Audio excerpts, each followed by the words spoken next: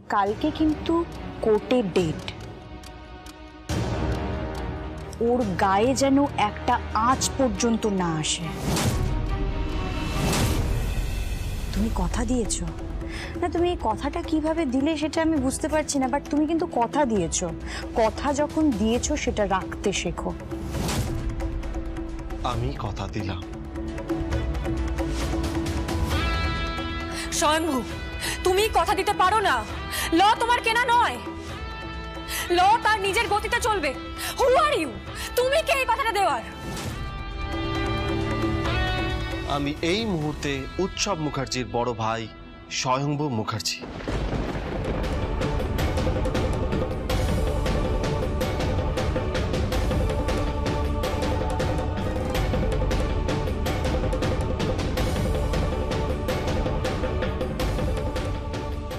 স্বয়ংভু, স্বয়ংভু শোনো, শোনো, দাঁড়াও, শোনো।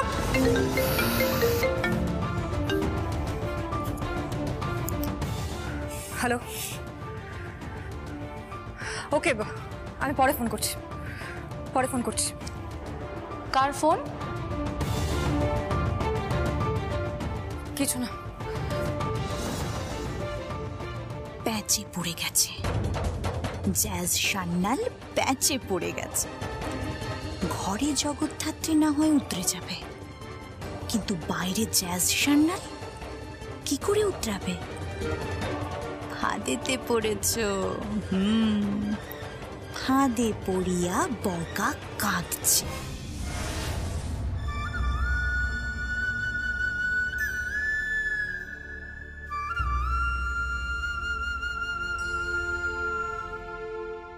আমি এখন একটাই জিনিস বুঝি, রিলেশন, সম্পর্ক। আমি কথা দিচ্ছি, আমার ভাইয়ের গায়ে আমি আঁচ আসতে দেব না।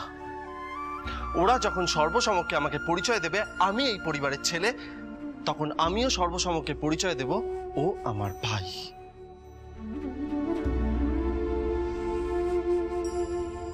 আমি এই মুহূর্তে উৎসব মুখার্জির বড় ভাই স্বয়ংভু মুখার্জি। স্বয়ংভু মুখার্জি, স্বয়ংভু মুখার্জি।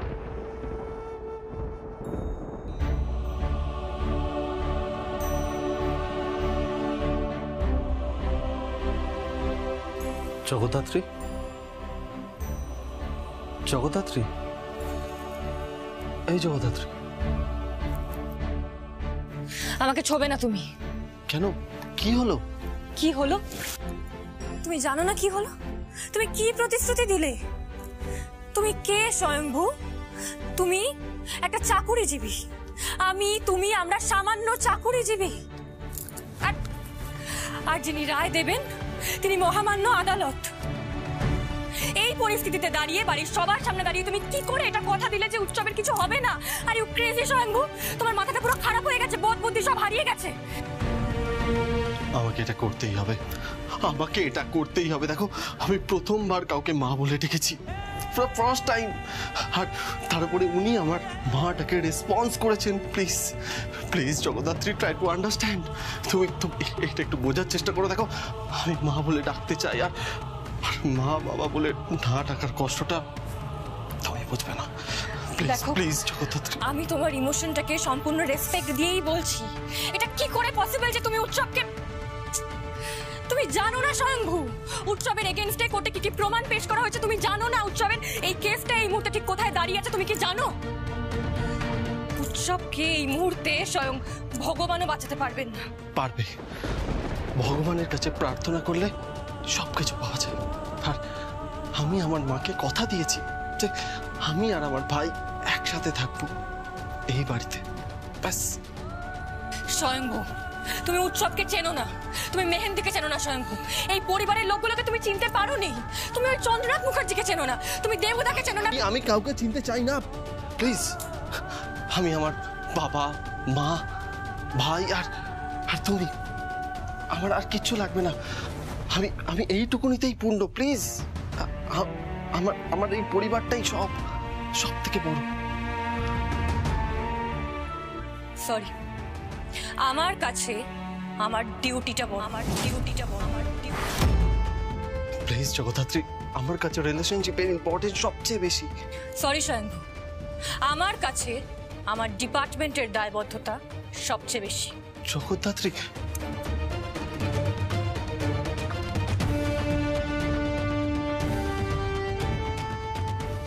নো মিস্টার মুখার্জি, আজকে থেকে আমাদের দুজনের পথ আলাদা হয়ে গেল, আলাদা হয়ে গেল।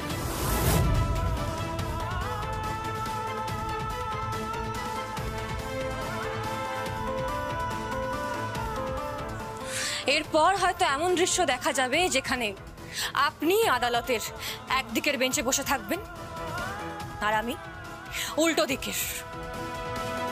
বাট আমার কাছে আমার ডিউটিটা সব থেকে বড়। আমি আমার ডিউটির জন্য সবকিছু করতে পারি, এভরিথিং। আর উৎসব মুখার্জি, ওকে বাঁচানো কিছুতেই সম্ভব না, কিছুতেই না। আমি ওকে বাঁচাবো না? আমি ওর বড় দাদা হই।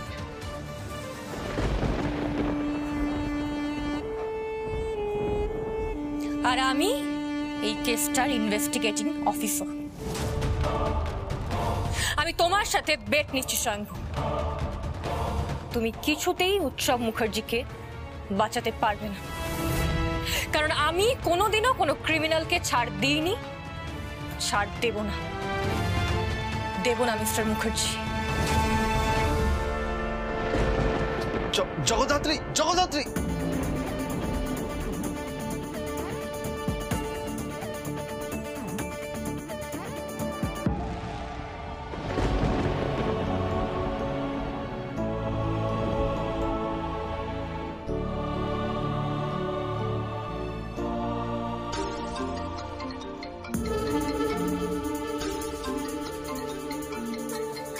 রাতে ফোন, কে ফোন করছে? বাবা 3টে বাজে, এত রাতে কে ফোন করছে?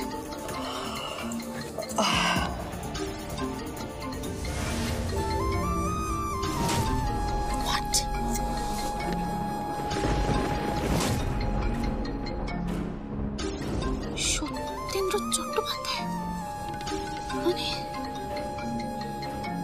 সমরেশের কাকা? সমরেশের মৃত কাকা ফোন করেছেন মানে?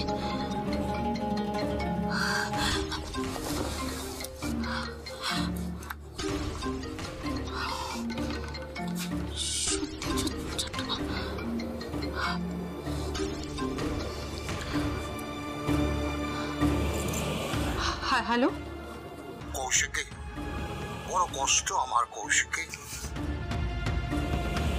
আমার জগন্নাথ দেবের বড় কষ্ট। রত্নগুলো কৌশিকী চাই, কৌশিকী রত্নগুলো চাই।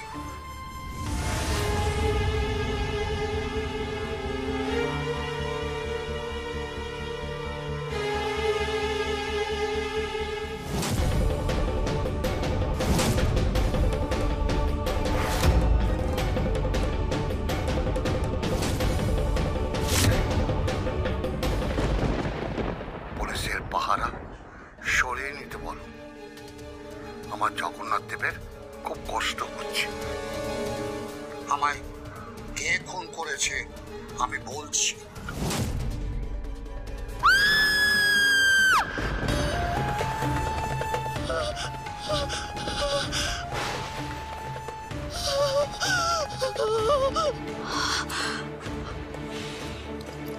কার চিৎকার? হ্যালো হ্যালো, কে কে বলছেন? কি হয়েছে? কি হয়েছে নাকি সীমন্তিনী? আরে কি হয়েছে? এরকম চিৎকার করে উঠলে কেন? কি মুশকিল? তুমি তো বললে মন্দিরের দরজা খুলতে যাবে, হঠাৎ করে চিৎকার। কি কথা বলো, কি হয়েছে? কি হয়েছে? কি হয়েছে? কি হয়েছে? কি? ওই দেখো কি কি হয়েছে, কি বলো না। কি ওদিকে কি? কি হয়েছে বলো? বলো না কি হয়েছে, ওদিকে কি আছে? কি হয়েছে? কি ওদিকে কি? বাবাকে দেখেছি আমি ওখানে ওখানে। কি আছে বাজে কথা বলছো? এটা সম্ভব নাকি? আমি বললাম তো ওখানে আমি বাবাকে স্পষ্ট দেখেছি। তুমি বললে তুমি মন্দিরের দরজা খুলতে যাবে, ঠাকুর মশাই আসবে বলে, এখন বলছে বাবাকে দেখেছি মানে? আমি মন্দিরের দরজা খুলতেই যাচ্ছিলাম, কিন্তু ওখানে দেখলাম এসে বাবা দাঁড়িয়ে আছেন, কথা বলছেন কারোর সাথে। এক মিনিট এটা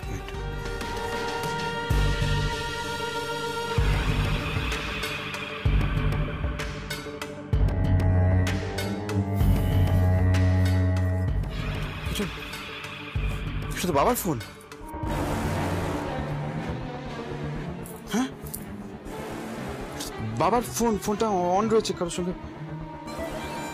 হ্যালো, কে কথা বলছেন? আমি আমি কৌশিকী মুখার্জি বলছি। কৌশিকী? কিন্তু এই ফোনটা বীরু কাকা বাবুর ফোন এসেছিল। কি বলছো কি? হ্যাঁ, কাকা বাবুর ফোন এসেছিল মাত্র। কি কি বলছিলেন? উনি উনি উনি বলছিলেন যে ওনার বড় কষ্ট, ওই জগন্নাথ দেবের যে রত্নগুলো হারিয়ে গেছে ওটা নিয়ে খুব চিন্তায় আছেন। আর মন্দিরে যেন পুলিশ না আসেন। তাছাড়া হ্যাঁ, উনি বলতে চাইছিলেন যে ওনাকে খুন কে করেছে, মানে এইসব নিয়ে উনি কথা বলতে যাচ্ছিলেন। আর ঠিক ওই সময় না কেউ একটা চিৎকার করলো। আচ্ছা, কে চিৎকারটা করলো কে? হ্যাঁ, সীমন্তিনী চিৎকার করেছে। ও নাকি বাবাকে দেখেছে। আমার মনে হয় বাবা বোধহয় রত্নগুলো হারিয়ে যাওয়ার শোক নিতে পারেননি। রত্ন? হ্যাঁ, বাবা নাকি কৌশিকীকে ফোন করেছিল। এটা তো বাবারই ফোন, এখান থেকে ফোন গিয়েছিল। কি বলছো কি তুমি? এইটা কি করে সম্ভব? আমার খুব শরীরটা খারাপ করছে, খুব ভয় লাগছে। আমাকে এখান থেকে নিয়ে চলো। দাঁড়া, তুমি এসো আমার সাথে। এসো। দাদা, রত্নগুলো কিন্তু খুঁজে বার করতেই হবে, নইলে বাবার আত্মা শান্তি পাবে না। এসো। হ্যাঁ, এক মিনিট।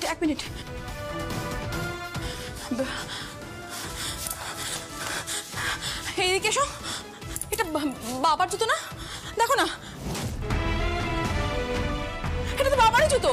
হ্যাঁ, এ তো বাবার জুতো। বাবার জুতো? তাহলে কি বাবা...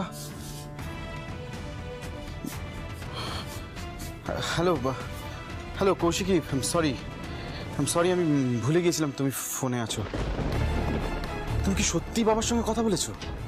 হ্যাঁ, আমি তো এইমাত্র কথা বলেছি। আমি তোমার বাবার কণ্ঠস্বর স্পষ্ট শুনলাম। তবে উনি যে ছিলেন সেটা তো আমি জানি না। আমরা কিছু বুঝতে পারছি না। কি হলো বলো তো এটা? মানে যুক্তিতে তো কোনো ব্যাখ্যা মিলছে না।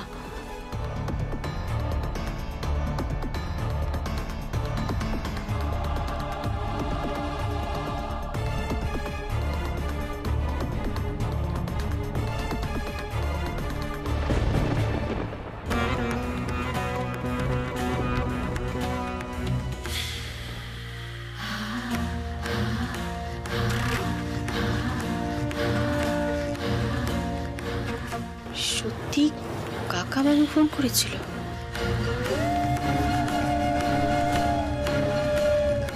নাকি এটা একটা প্রহেলিকা, মিস্ট্রি?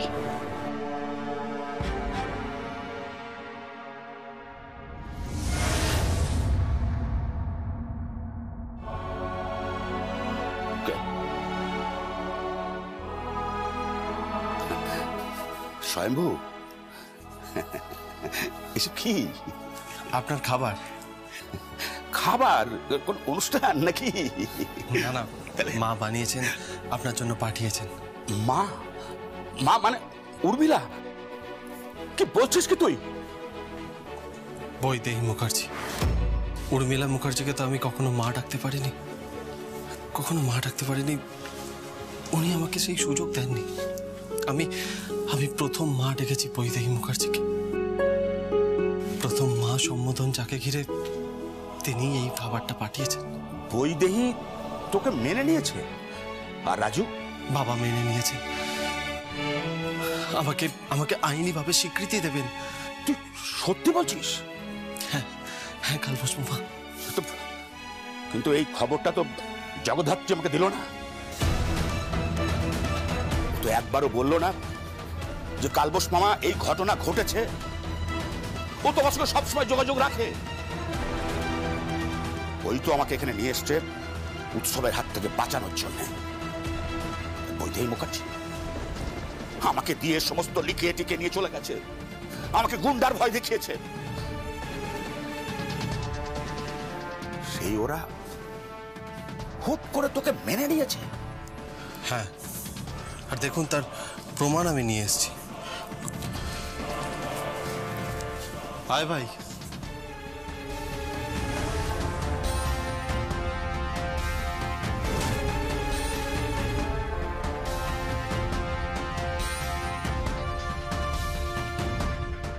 উৎসব রাজুর ছেলে, এ তোর সাথে? হ্যাঁ, আমার ভাই।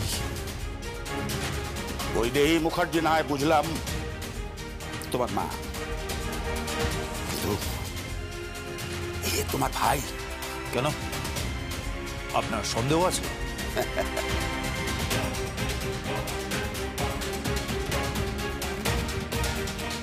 ধাঁধার ভাষায় বললে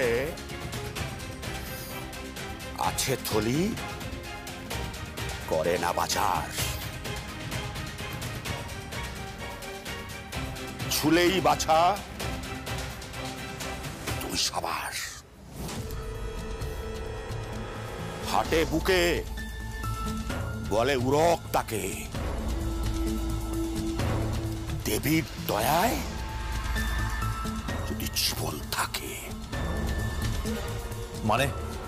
মানেটা তোমার মোটা মাথায় ঢুকবে না। কে?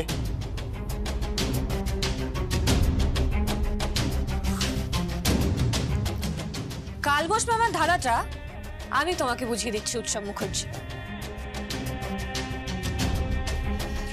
কালবোস মামা থলি বলতে বলতে চেয়েছেন বিষের থলি।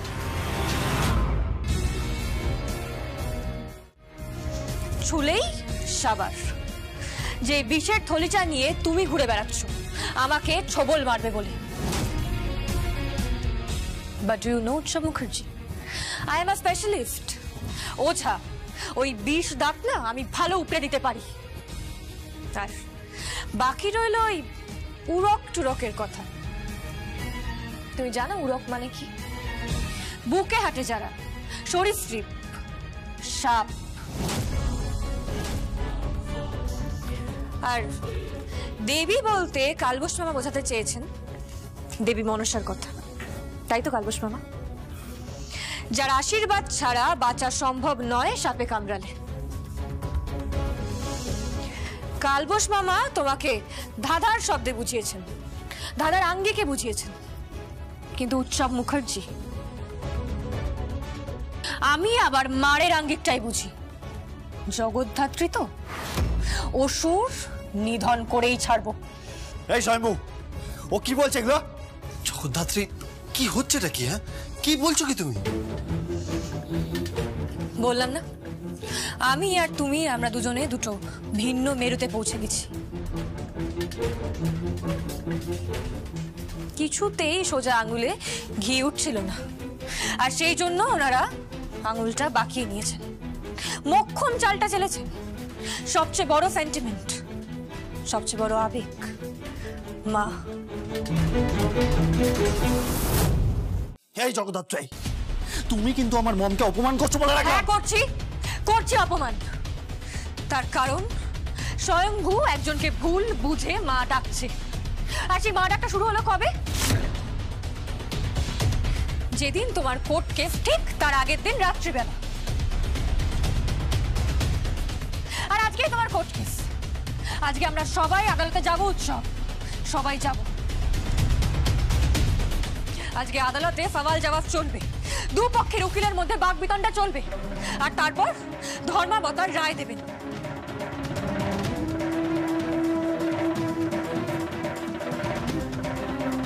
আর ঠিক তার আগে মুখ্যম চালটা চেলে দিলে তো।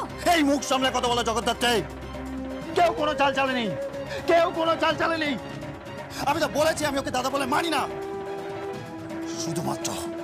শুধুমাত্র মমের কথাই মানছি, শুধুমাত্র মমের কথাই মানছি। জাস হ্যাঁ সাধুদা। চলো, সময় হয়ে যাচ্ছে। হ্যাঁ শম্ভু, স্যার আজকে যদি আমি আমার ভাইয়ের পাশে থাকি?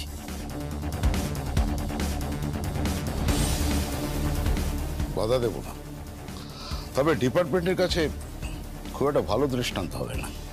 হোয়াট এভার চয়েস তোমার।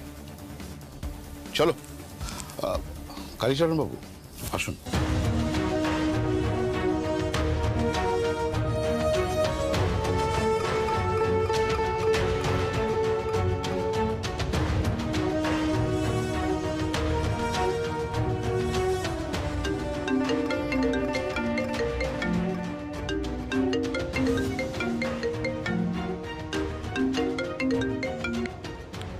হ্যালো।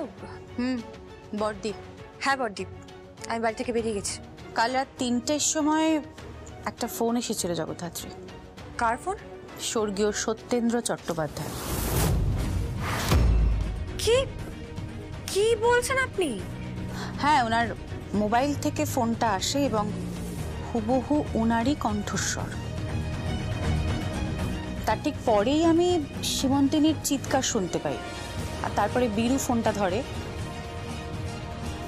তারপরে ওরা সবাই কনফার্ম করে যে সীমন্তিনী নাকি সত্যেন্দ্র চট্টোপাধ্যায়কে দেখেছে। সত্যেন্দ্র চট্টোপাধ্যায়? কি বললেন উনি ফোনে? উনি বললেন যে ওই রত্নগুলো নিয়ে উনি খুব কষ্ট পাচ্ছেন। পুজোর সময় মন্দিরে পুলিশ আসাটা উনি নিতে পারছেন না। এই পুজোর কটা দিন যাতে পুলিশ না আসে সেই ব্যবস্থা করতে। বাবা, তার মানে সত্যেন্দ্র চট্টোপাধ্যায়ের আত্মা উপর থেকে নিচে নেমে এলেন আর ওনার মাথা ব্যথা পুলিশ।